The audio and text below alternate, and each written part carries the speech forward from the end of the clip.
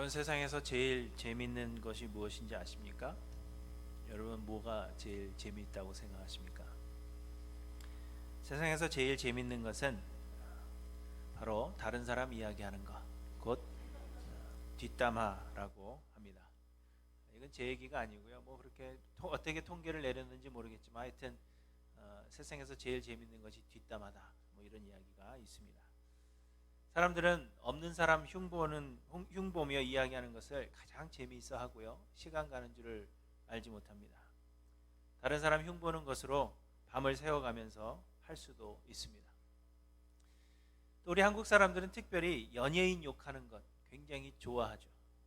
그래서 TV를 보면서 프로그램 내용만 즐기면 좋겠는데 저 사람은 코를 세웠네, 저 여자는 눈을 또 찝었네, 얼굴이 또 바뀌었네 등등 프로그램 내용과는 아무런 상관없는 연예인 흉보는 일에 열을 냅니다.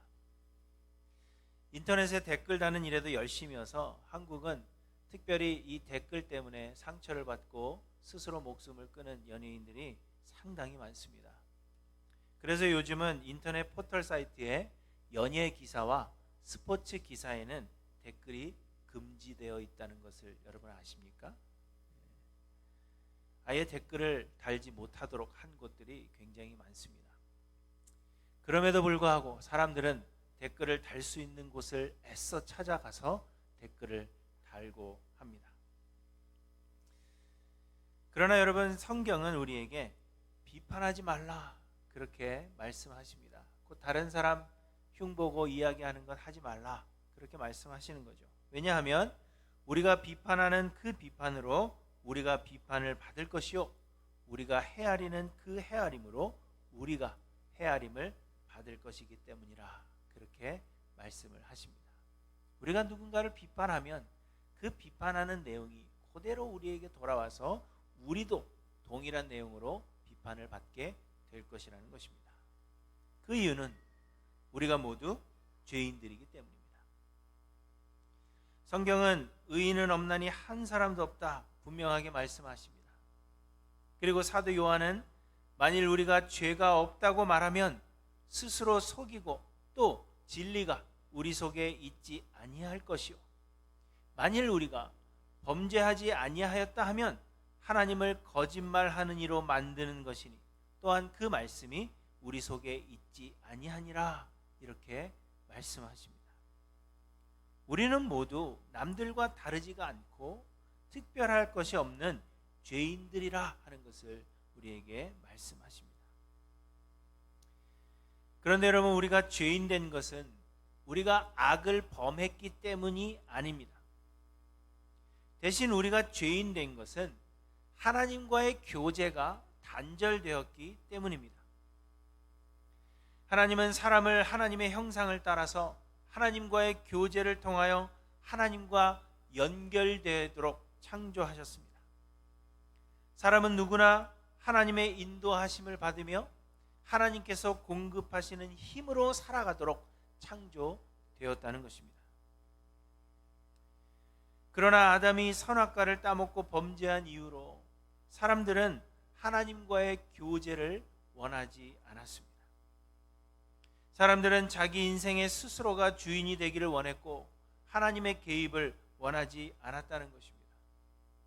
그래서 하나님은 인간의 소원대로, 우리가 소원하는 대로 우리를 떠나셨으며 하나님과의 교제가 단절되었습니다. 하나님은 우리를 유기하사 우리 마음대로 살도록 내버려 두셨다는 것입니다. 성경은 이러한 상태를 죄라 말하는 것입니다. 하나님과의 교제가 단절된 그 상태, 하나님과의 교제가 끊어진 그 상태를 죄라 말씀하시는 것이며, 그래서 세상 모든 사람들이 죄인인 것입니다. 악을 행했기 때문에 죄인이 아니라 하나님과 교제하도록 창조되었지만 하나님과 교제할 수 없는 단절되어져 버린 그 상태를 가리켜서 죄인이라 그렇게 말하는 것입니다.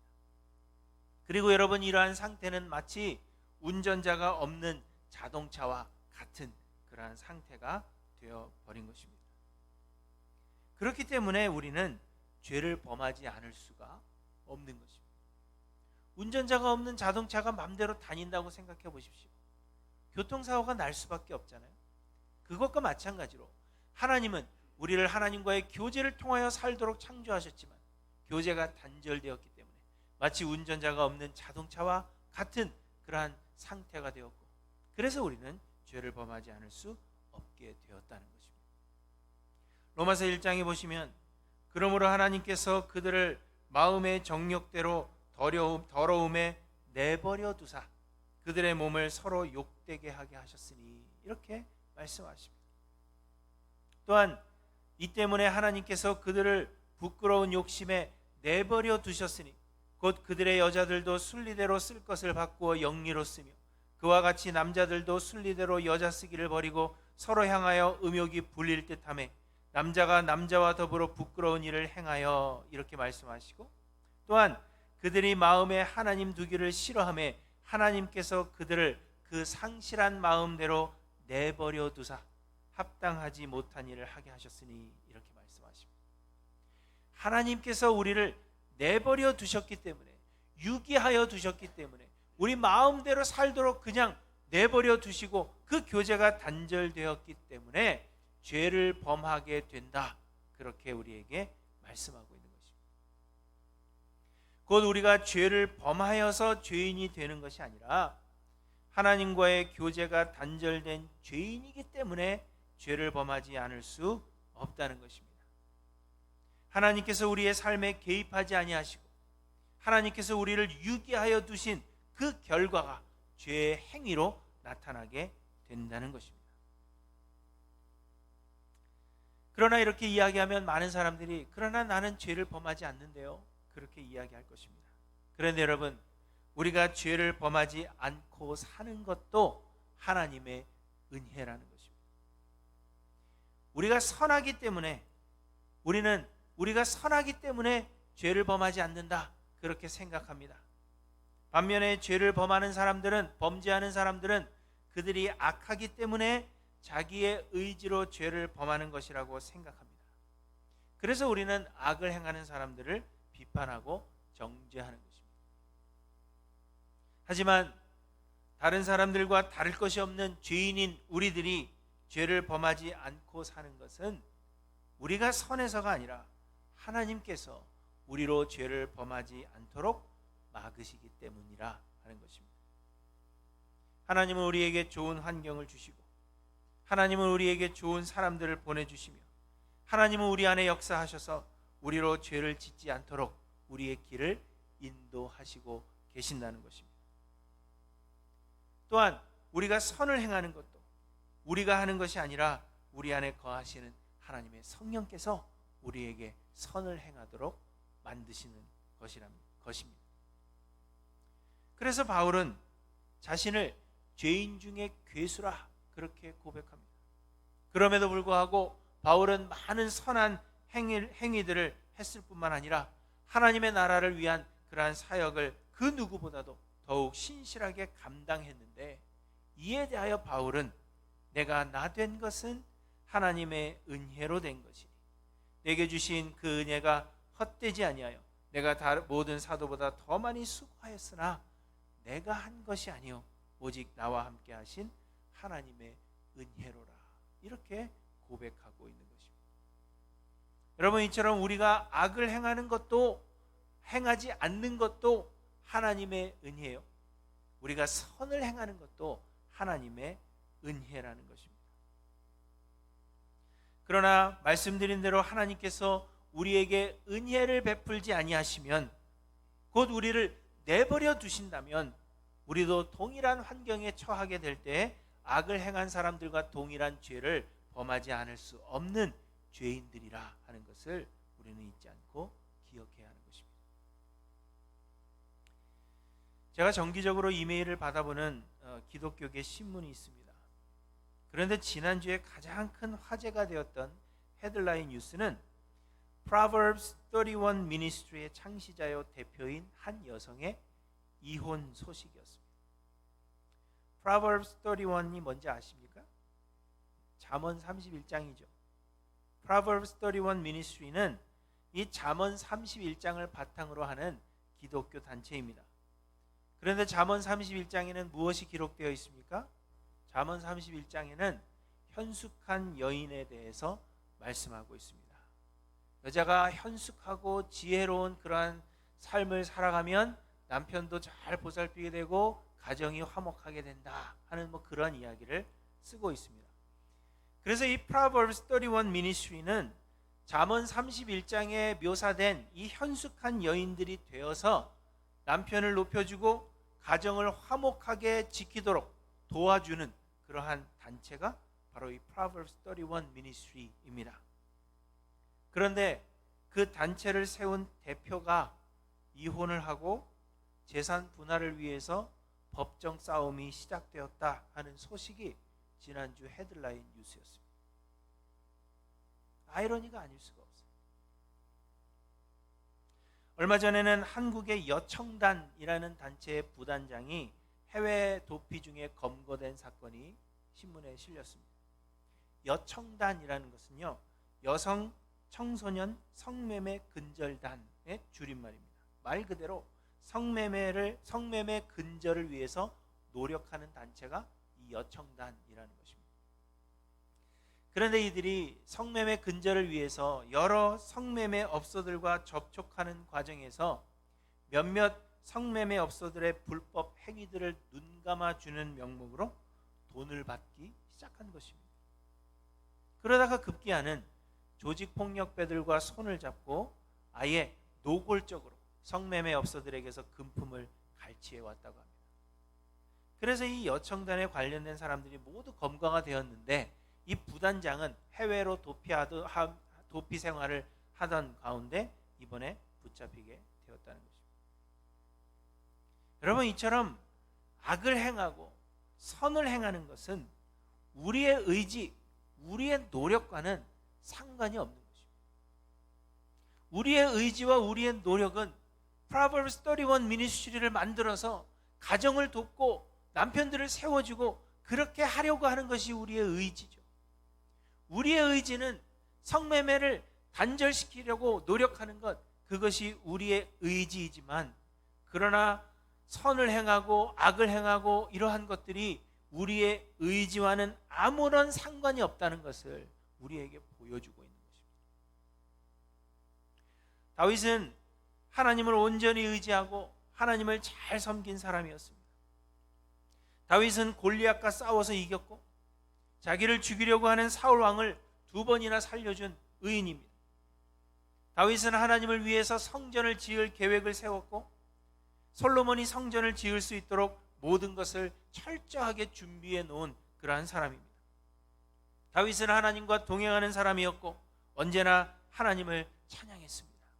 성경에 기록된 시편 150편 중에 절반이 넘는 그러한 시가 다윗의 시입니다. 그러나 성경은 다윗이 훌륭했던 것이 아니라 하나님께서 다윗에게 은혜를 베푸신 것이요, 다윗이 하나님과 동행했던 것이 아니라 하나님께서 다윗과 동행해 주셨다는 것을 우리에게 말씀해 주십니다. 곧 다윗이 우리아의 아내 밧세바를 범하고 우리아를 죽게 한 그러한 사건을 우리에게 말씀해 주시는 것입니다. 하나님은 하나님의 은혜가 그동안 다윗을 붙잡고 계셨던 것이요, 하나님이 그 손을 거두셔서 은혜를 베풀지 아니하실 때에, 곧 다윗을 내버려 두실 때에 다윗이 어떻게 변하는지를, 얼마나 악한 죄인인지를 우리에게 분명하게 보여주고 계시는 것입니다. 여러분, 이처럼 우리가 죄를 범하는 것도 범하지 않는 것도 하나님의 은혜요, 선을 행하는 것도 하나님의 은혜입니다.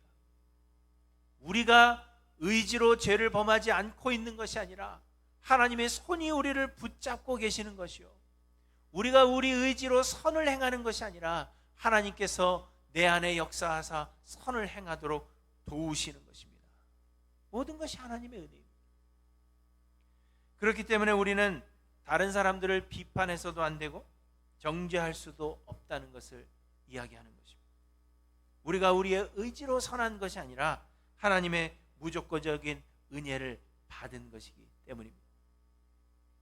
다만 우리는 심판을 하나님께 맡기고 우리 자신을 돌아보아야 합니다. 다른 사람들의 실수와 다른 사람들의 죄된 행위는 우리에게 이야기거리를 전해주거나 혹은 정죄의 대상으로 우리에게 주시는 것이 아니라 우리를 돌아볼 거울 삼으라고 우리에게 주신다는 것입니다. 그래서 우리는 우리 자신을 돌아보고 하나님의 은혜를 구해야 하는 것입니다. 오늘 본문에서 하나님은 이사야 선지자에게 벗은 몸으로 다닐 것을 명하셨습니다. 2절에 보시면 그때 여호와께서 아모스의 아들 이사야에게 말씀하여 이르시되 갈지어다 내 허리에서 배를 끄르고 내 발에서 신을 벗을지니라 하시매 그가 그대로 하여 벗은 몸과 벗은 발로 다니니라. 이렇게 말씀하십니다.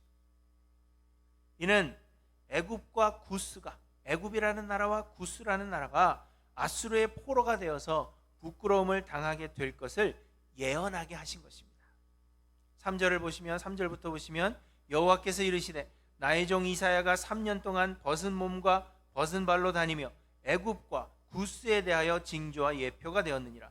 이와 같이 애굽의 포로와 구스에 사로잡힌 자가 아수르 왕에게 끌려갈 때에 젊은 자나 늙은 자나 다 벗은 몸과 벗은 발로 볼기까지 드러내어 애굽의 수치를 보이리니 그들이 바라던 구스와 자랑하던 애굽으로 말미암아 그들이 놀라고 부끄러워할 것이라.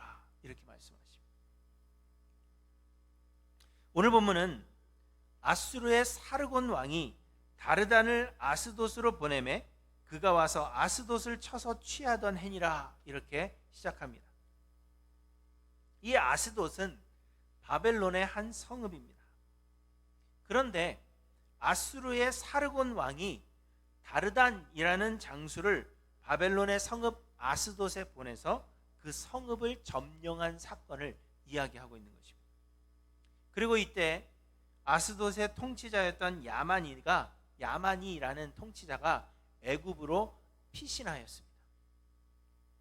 당시 애굽은 강하고 지혜로운 나라로 여겨져서 많은 나라들이 애굽을 의지했기 때문입니다. 그리고 구스 역시도 많은 나라들이 용병을 요구할 만큼 강한 민족이었는데 아마도 당시에는 이 구스인들이 애굽을 통치하고 있었던 것으로 그렇게 알려져 있습니다. 그래서 이 아스돗의 통치자였던 야만이는 아수르가 쳐들어와서 그 성읍을 점령하게 되자 애굽을 의지하여서 애굽으로 피신하게 된 것입니다. 하지만 하나님은 이사야 선지자가 벗은 몸으로 다니게 하심으로 사람들이 의지하는 그 애굽과 구스가 이렇게 부끄러운 일을 당하게 될 것이다.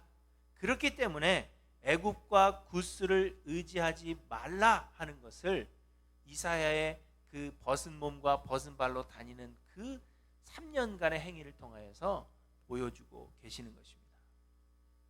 바벨론의 한 통치자가 애굽으로 도망하게 될 것이지만 그들이 믿고 있는 그 애굽, 그들이 결국에는 이사야 선지자처럼 부끄러운 일을 당하게 될 것이다.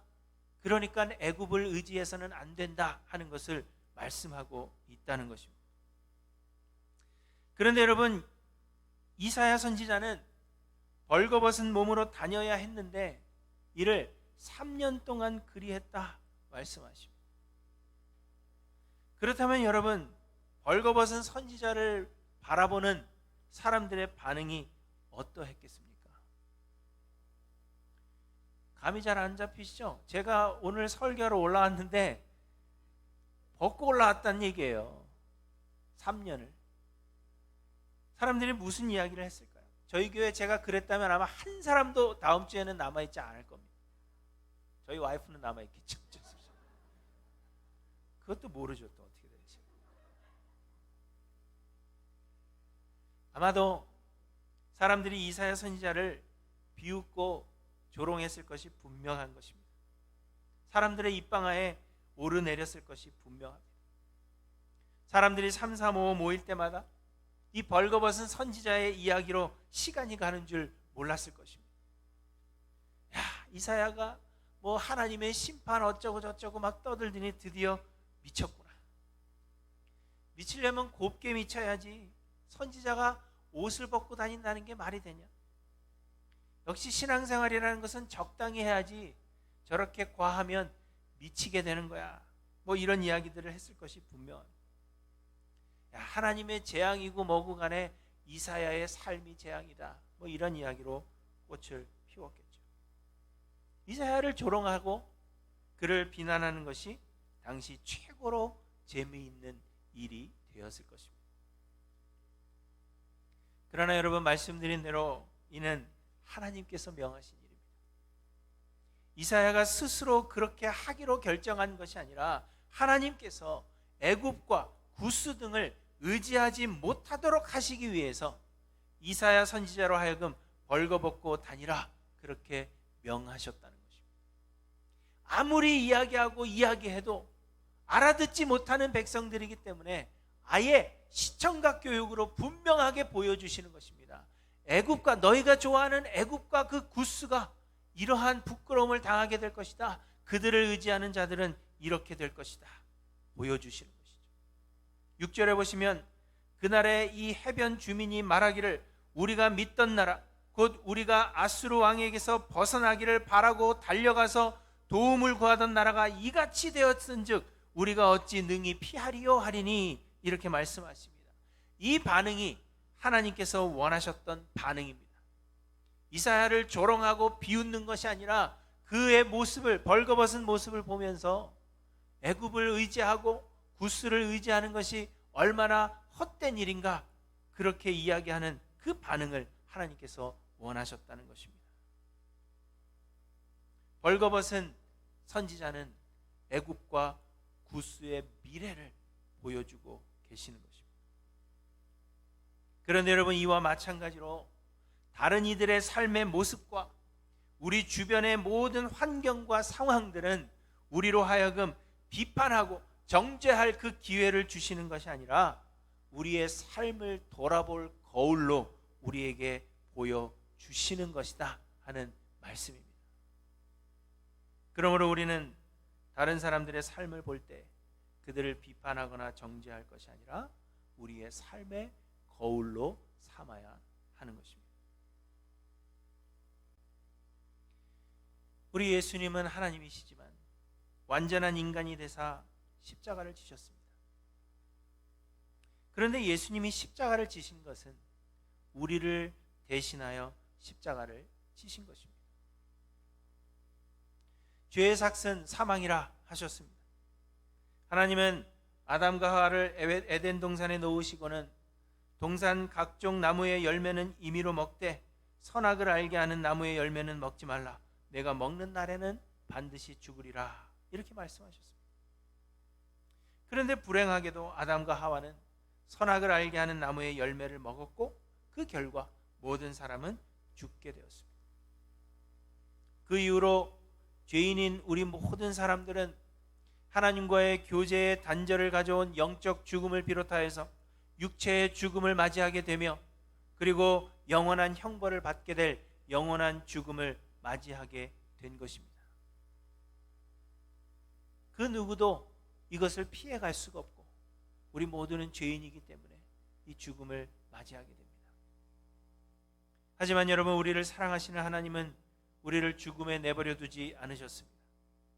하나님은 우리를 대신하여 대속제물이 되실 그리스도를 우리에게 보내주셨습니다. 세상에는 우리의 죄를 대속할 수 있는 무죄한 존재가 없기 때문에 죄가 없으신 하나님의 독생자, 그리고 온 인류를 구원할 충분한 가치가 있으시고도 남을 예수 그리스도를 우리에게 보내주신 것입니다. 우리의 죄를 대속하시기 위해서는 죽어야 하기 때문에 하나님이신 예수님께서 동정녀의 몸에서 아기로 태어나셔서 완전한 인간이 되셨습니다. 십자가에서 우리 모두의 죄를 짊어지고 죽으사 우리의 죄를 대속하신 것입니다. 예수님은 우리를 대신하여 십자가를 지셨습니다. 그러므로 우리는 예수 그리스도의 십자가를 보며 우리의 죄를 돌아보고 회개해야 합니다. 요즘에 많은 사람들이 십자가를 그저 액세서리로, 우리를 아름답게 보이려는 그러한 명목으로 이 액세서리로 사용하지만 우리는 예수 그리스도의 십자가를 볼 때마다 우리의 죄를 생각하며 우리를 위해서 죽으신 예수 그리스도의 그 은혜를 생각하며 하나님 앞에 엎드려야 한다는 것입니다. 그러나 사람들은 오히려 십자가를 지신 예수 그리스도를 조롱합니다. 성경은 말씀하십니다. 그가 찔림은 우리의 허물 때문이요 그가 상함은 우리의 죄악 때문이라. 그가 징계를 받음으로 우리는 평화를 누리고 그가 채찍에 맞음으로 우리는 나음을 받았도다. 우리는 다 양 같아서 그릇 행하여 각기 제 길로 갔거늘 여호와께서는 우리 모두의 죄악을 그에게 담당시켰도다. 예수는 실로 우리의 질고를 지고 우리의 슬픔을 대신 당하셨습니다. 그러나 사람들은 생각하기를 그는 징벌을 받아 하나님께 맞으며 고난을 당한다, 그렇게 이야기합니다. 이스라엘 사람들은 나무에 달린 자는 하나님께 저주를 받은 것으로 생각했습니다. 신명기 21장 23절에 보시면 그 시체를 나무 위에 밤새도록 두지 말고 그날에 장사하여 내 하나님 여호와께서 내게 기업으로 주시는 땅을 더럽히지 말라. 나무에 달린 자는 하나님께 저주를 받았음이니라, 이렇게 말씀하시기 때문입니다. 갈라디아서 3장 13절에도 그리스도께서 우리를 위하여 저주를 받은 바 되사 율법의 저주에서 우리를 속량하셨으니 기록된 바 나무에 달린 자마다 저주 아래에 있는 자라 하였음이라, 이렇게 말씀하십니다. 나무에 달린 자는 저주받은 자다, 하나님께 저주받은 자다, 그러한 생각을 가지고 있었기 때문에 십자가에 달리신 예수 그리스도를 이스라엘 사람들은 저주받은 자다, 그렇게 생각했다는 것입니다. 뿐만 아니라 당시의 십자가 형벌은 십자가에 달린 사형수가 근육 경련과 질식 현상으로 수시간 내에 혼수 상태에 빠져서 고통스럽게 죽게 하는 가장 잔인한 형벌이었습니다. 이 형벌은 로마 황제에게 반란을 일으킨 가장 큰 죄인으로 여겨지는 자들에게 내리는 형벌이었다고 합니다. 이 십자가형은 십자가에 달리기 전에 쇠 갈고리가 달린 그러한 채찍으로 심한 매질을 합니다. 그래서 피를 흘리게 합니다. 손과 발에 못을 박습니다.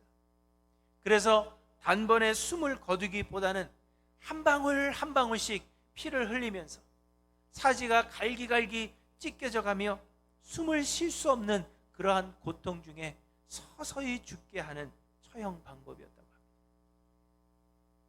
이 십자가형은 사형수를 최대한으로 조롱하기 위해서 고안해낸 그러한 처형 방법입니다. 십자가에 달려 피를 한 방울씩 흘리고 숨을 쉴 수 없고 사지가 찢겨져가는 그러한 고통 가운데서 괴로워하고 있는 그러한 사형수의 모습을 보면서 사람들로 하여금 조롱하게 만들기 위해 고안해낸 처형 방식, 그것이 십자가입니다. 그런데 우리 예수님께서 그 십자가에 달리셨다 하는 것은 그 십자가에 달리셨다는 것만으로 굉장히 수치스러운 그러한 일이 아닐 수가 없는 것입니다.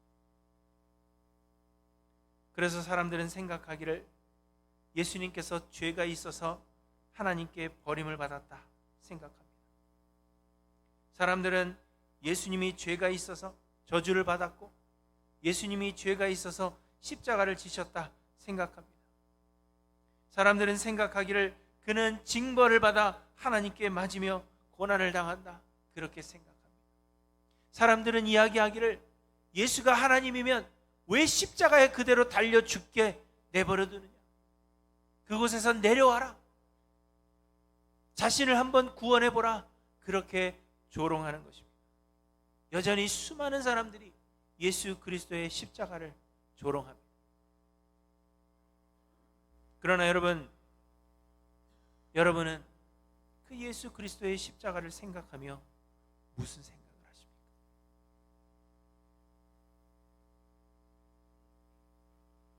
하나님은 세상의 힘을 의지하는 것에 부질없음을 보여주시기 위해서 선지자로 하여금 벌거벗은 채로 3년을 지내게 하셨습니다. 동일하게 하나님은 우리의 죄를 사하시고 우리를 사망에서 구원하시기 위해 죄 없으신 예수 그리스도로 하여금 십자가에서 조롱을 당하사 죽게 내버려 두셨습니다.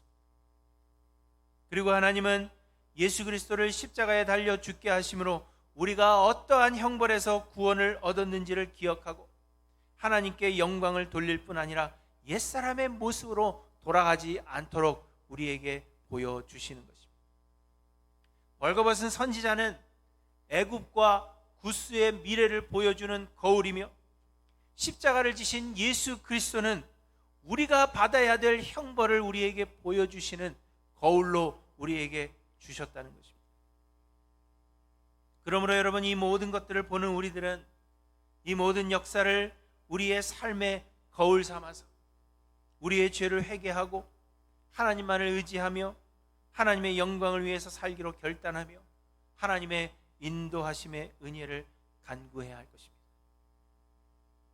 그리고 마찬가지로 우리의 삶에 일어나는 모든 일들과 우리 주변의 다른 사람들의 삶의 모습을 통하여 하나님은 우리에게 징조와 예표를 보여주고 계신다는 사실을 여러분 잊지 않고 기억하셔야 합니다. 하나님은 하나님을 의지하지 않는 자들의 삶의 그 결과와 하나님을 믿고 의지하는 자들의 삶의 결과가 어떠한지를 우리에게 보여주시고 우리로 하여금 하나님만을 의지하게 만드신다는 것입니다. 그러므로 사랑하는 성도 여러분, 세상에 우리는 수많은 벌거벗은 자들을 보게 될 것입니다. 지금도 우리는 살아가면서 우리의 조롱과 비웃음을 받기에 합당한 그러한 일들을 저지르고 그러한 상황에 처해져 있는 벌거벗은 사람들을 수없이 많이 보게 될 것입니다. 그러나 여러분, 그들은 비판하거나 정죄할 대상으로 우리에게 주신 것이 아니라 우리의 삶의 거울 삼을 대상으로 우리에게 보여주시는 징조와 예표가 된다는 것을 여러분 잊지 않고 기억하시기를 바랍니다. 하나님을 갈구하고 하나님의 은혜를 간구하여서 여러분은 하나님만을 의지하고 하나님만이 기뻐하시는 그러한 삶을 살아가시는 할렐루야 모든 성도님들 되시기를 주님의 이름으로 간절히 축원합니다. 기도하십니다.